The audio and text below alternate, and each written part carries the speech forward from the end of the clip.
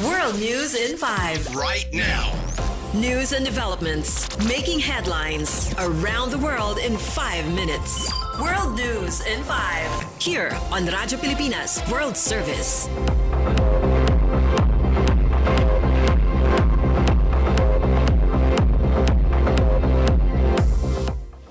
Good day. This is World News in 5 here on Radyo Pilipinas World Service. Israeli Prime Minister Benjamin Netanyahu and British Prime Minister Keir Starmer have been among the first world leaders to congratulate President-elect Donald Trump on winning the US elections. It could be recalled that Trump, who is a Republican, got 51% of the votes compared to the 47.4% of his Democrat opponent, Vice President Kamala Harris. The election of a new president is not just a big deal for the US since a new leader in the White House can transform the country's foreign policy and its position towards its friends and foes internationally.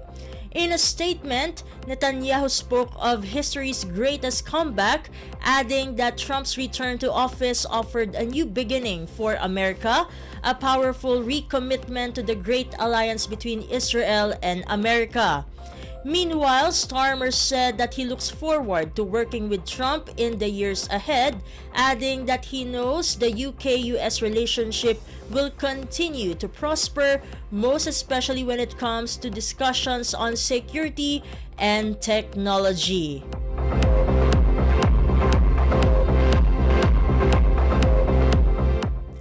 In related news, Republicans have retaken control of the U.S. Senate after flipping seats in West Virginia, Ohio, and Montana. The results guarantee the Republicans at least 52 out of 100 seats in the new chamber, with a handful of races still undecided. Jim Justice, West Virginia's current governor, won the seat vacated by former Democrat Joe Manchin, while Bernie Moreno in Ohio unseated Democratic incumbent Sherrod Brown. In Montana, Democratic veteran John Tester lost to Republican Tim Sheehy. In the House of Representatives, Republicans so far are leading, though results are still expected from a number of races.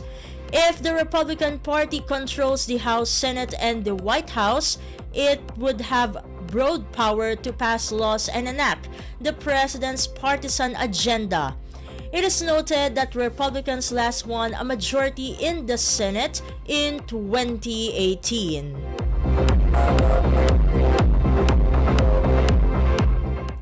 And news from the Philippine Foreign Service Post, the Philippines highlighted its best practices for women empowerment in the criminal justice sector at the Empower Her Spotlight on a multi-stakeholder dialogue on women empowerment in criminal justice and terrorism prevention event on the margins of the 12th session of the Conference of the Parties to the United Nations Convention Against Transnational Organized Crime, or COPUNTOC, in Vienna. Supreme Court Associate Justice Maria Filomena D. Singh and Department of Justice Margarita N. Gutierrez highlighted the Philippines' achievements in women's leadership and participation.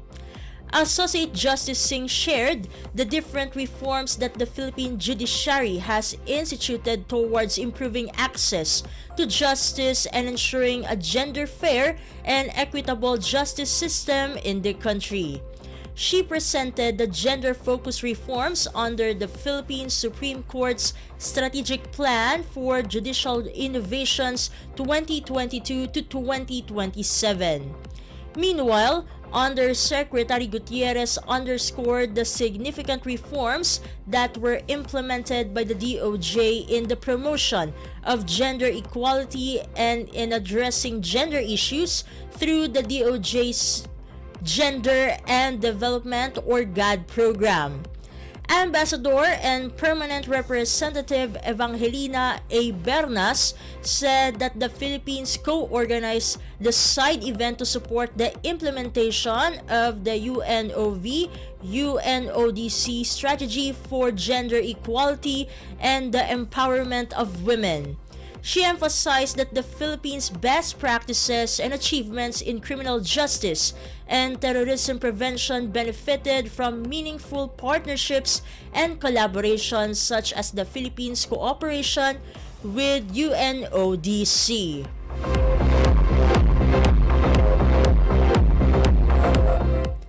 And that concludes today's edition of World News in 5. For Radyo Pilipinas World Service, this has been Steph Vicente. Good day and stay safe, everyone. World News in 5. Right now. News and developments making headlines around the world in 5 minutes. World News in 5. Here on Radyo Pilipinas World Service.